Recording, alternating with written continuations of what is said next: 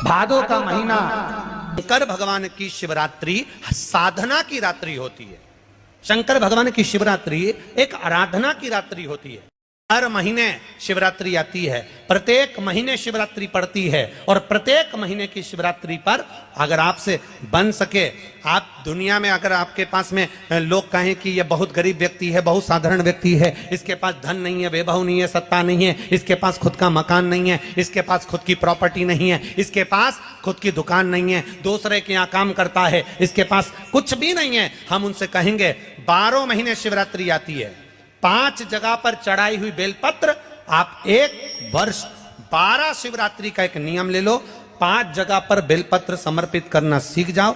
एक बेलपत्र, ये जलाधारी, बहुत ध्यान से देखना, ये चरण जहां से जल नीचे गिरता है, गणेश जी का स्थान, कार्तिकेय जी का स्थान, ये हस्तकमल, माता पार्वती जी का हस्तकमल, शिवलिंग, भगवान शंकर का स्थान, ऊपर से जो एक एक बूंद जल शिवलिंग के ऊपर गिर रहा है, शंकर भगवान की 5 बेटियां, जया, विषहरा, शामरीबारी, दौतली, देव, बीच में जो एक मोटी सी लाइन है वो शंकर भगवान की छोटी लड़की, क्या नाम है, अशोक सुंदरी। ये पूरे शिवलिंग का वर्णन। 5 जगह पर बेलपत्र, 5 स्थान पर बेलपत्र, 12 महीने की शिवरात्रि। आप दूसरे क्या काम कर रहे हो, नहीं है नौकरी, नहीं है काम, दूसरे के मकान में रह रहे हो, खुद का मकान भी नहीं, खुद का प्लाट भी नहीं, खुद की प्रॉपर्टी भी नहीं, बहुत संघर्ष की जिंदगी जी रहे हो, ठेला धका रहे, लौरी चला रहे, गाड़ी चला रहे, ऑटो चला रहे, अपने लिए करने का प्रयास करना।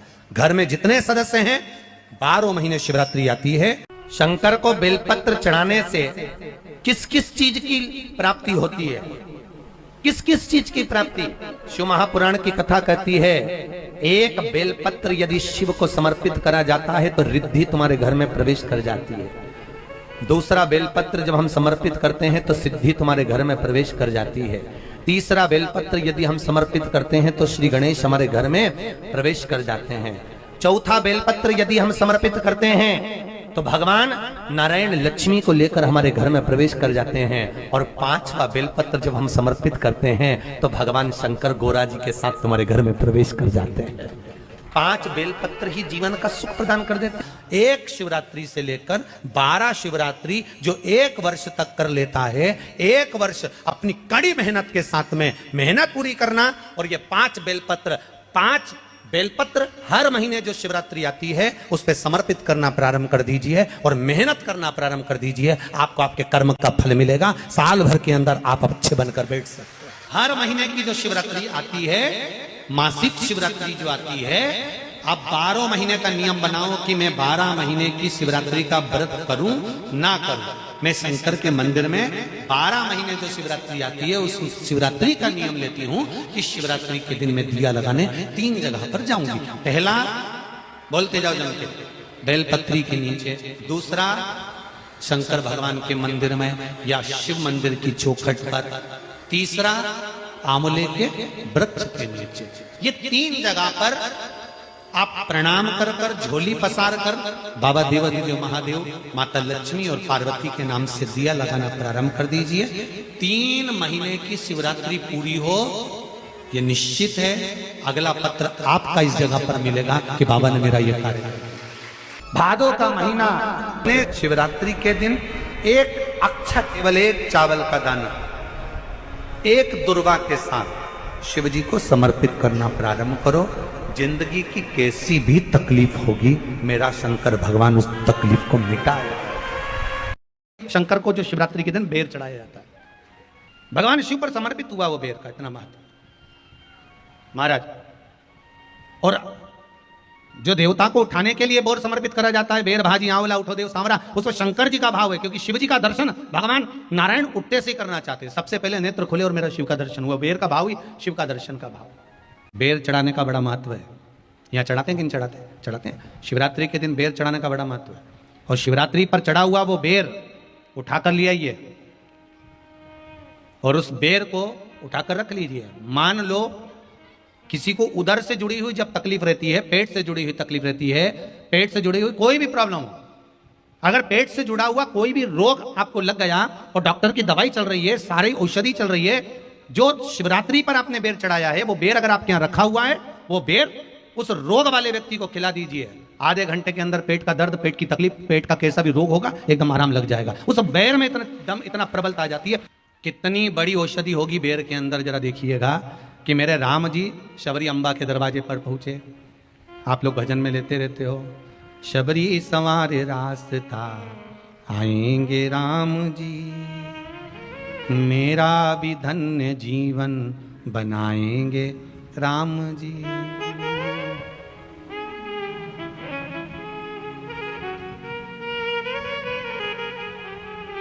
और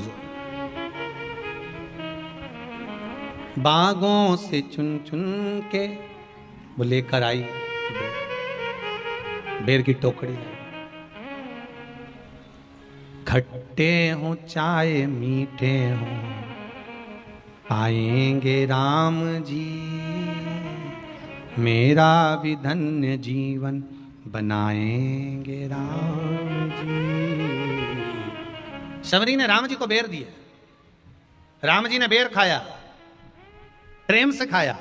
याद आया पीछे लक्ष्मण खड़ा है, राम जी ने लक्ष्मण को बेर दिए, ले लक्ष्मण ये बेर खा ले। लक्ष्मण जी ने बेर लिए, लक्ष्मण जी ने बेर को देखा तो वो शबरी अम्बा अपने मुंह से झूठा करके दे रही है। लक्ष्मण जी ने बेर लिया, पास में रख लिया, फिर लिया, फिर रख लिया। शबरी जी राम जी को बेर दे, राम जी लक्ष्मण जी को बेर दे, लक्ष्मण जी वो बेर लेके पीछे फेंकते जाए, उठाए फेंका, उठाया फेंका, उठाया फेंका। अब कोई लक्ष्मण साधारण है? जब भगवान राम विष्णु हैं, लक्ष्मण शेषनाग हैं, शेषनाग अगर कोई चीज फेंकेगा तो क्या पास में फेंकेगी? उठाया फेंका, कोसों दूर जाकर गिरा। और वो बेर कब काम आया? जब लक्ष्मण जी को शक्ति लगी, बाण लगा, लक्ष्मण जी मूर्छा होकर जमीन पर पड़े। सुषेण वेद को बुलाया और वेद से बुलाकर पूछा कि लक्ष्मण कैसे उठेगा, तो कहा संजीवनी लेकर आओ। संजीवनी लेने के लिए भेजा।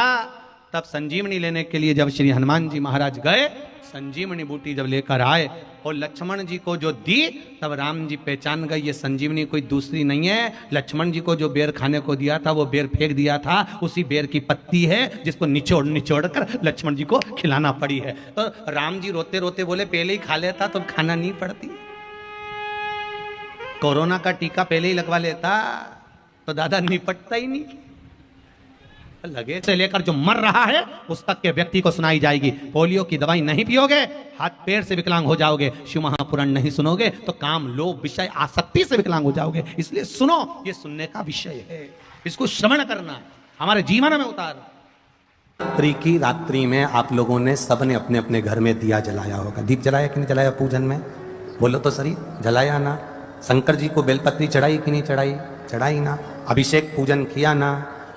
तुमने दिल से, भाव से, मन से शिवरात्रि के दिन, रात्रि के समय शंकर भगवान की आराधना करी। भूलवश भी अगर तुमने दिया जलाया है तो मेरा शंकर भगवान जब चोर को कुबेर बना सकता है तो साल भर में तुम्हें भी तो कुछ ना कुछ दे सकता है। इंतजार करो कि तुमने जो पार्थिव शिवलिंग की पूजन करी है रात्रि के समय पर,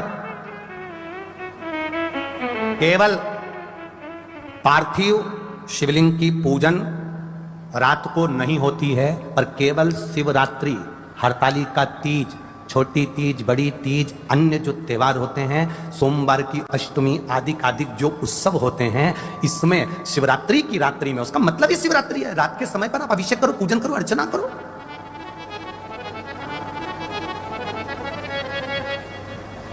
उसका काम है शिवरात्रि, रात भर आराधना करिए, रात भर अर्चना करिए। चक्र में महाराज वो केवल शिवरात्रि के दिन करने का होता है।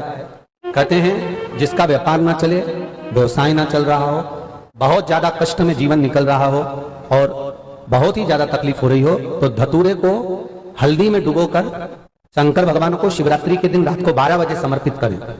उस धतूरे को वापस उठा लाएं 5-10 मिनट के बाद, श्री शिवाय नमस्तुभ्यम बोलकर लाल कपड़े में उसको बांधकर व्यापार वाली जगह में कहीं पर भी उसको बांध दिया जाए। व्यापार पीछे नहीं हटता, व्यापार अग्रण्य भाव में बढ़ता चले जाता है। महाराज उस धतूरे को केवल परंतु शिवरात्रि के दिन रात को 12 बजे ही किया जाए, हल्दी में डुबोना पड़ता है।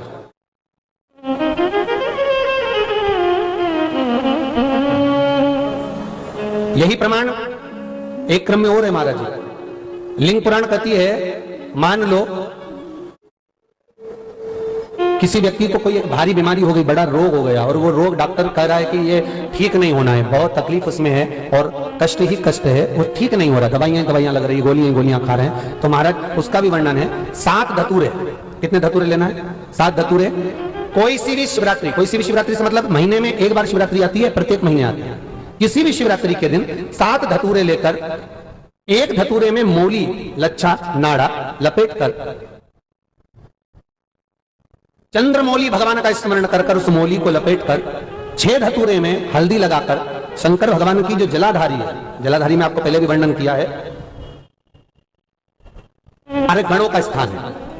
फिर जब जल बहकर सामने की ओर जाता है, जितनी दूर तक जल जाता है उतनी दूर तक भगवान शंकर के उस जल भाग को ग्रहण करने के लिए 33 कोटि देवताओं का स्थान है। इसलिए उस जल को हम लांघते नहीं है, क्योंकि वहां 33 कोटि देवता विराजमान रहते हैं। हमारा बड़ा रोग हो गया और शरीर में कष्ट है, ठीक नहीं हो रहा, चाहे लीवर से जुड़ा हो, चाहे किडनी से जुड़ा हो, चाहे कैंसर से जुड़ा हो, और मान लो शरीर में कहीं गांठ भी हो गई है और वो मिट्टी नहीं रही हो, तो महाराज निवेदन है 7 धतूरे, एक धतूरे पर मौली लपेटकर वो शंकर जी के शिवलिंग के ऊपर चढ़ाना। 6 धतूरे, उसमें से एक धतूरा भगवान श्री गणेश जी का स्थान, दूसरा धतूरा श्री कार्तिकेय जी का स्थान, तीसरा धतूरा अशोक सुंदरी का स्थान। महाराज शंकर भगवान की जगदम्बा जी के हस्त कमल के ऊपर एक धतूरा, 5 एक धतूरा जहां से जल नीचे की ओर बहकर जा रहा हो, पानी जिस जगह से नीचे गिर रहा हो बिल्कुल वहीं पर एक धतूरा चढ़ा देना है। उस धतूरे को चढ़ाने के बाद वो धतूरा वापस लेकर आना है। अवधूतेश्वर महादेव का नाम लेकर या चंपेश्वर महादेव का नाम लेकर उस धतूरे को जो बीमार व्यक्ति है उसका स्पर्श कराकर बेलपत्री के पेड़ के नीचे पटकवा देना है। महाराज धीरे धीरे रोग में आराम मिलना प्रारंभ हो जाता है, औषधियां धीरे धीरे समाप्त हो जाती हैं और व्यक्ति स्वस्थ हो जाता है। ये केवल शिवरात्रि के दिन ही होता, 12 महीने शिवरात्रि आती है, आप किसी भी शिवरात्रि को कर सकते हो, किसी भी शिवरात्रि।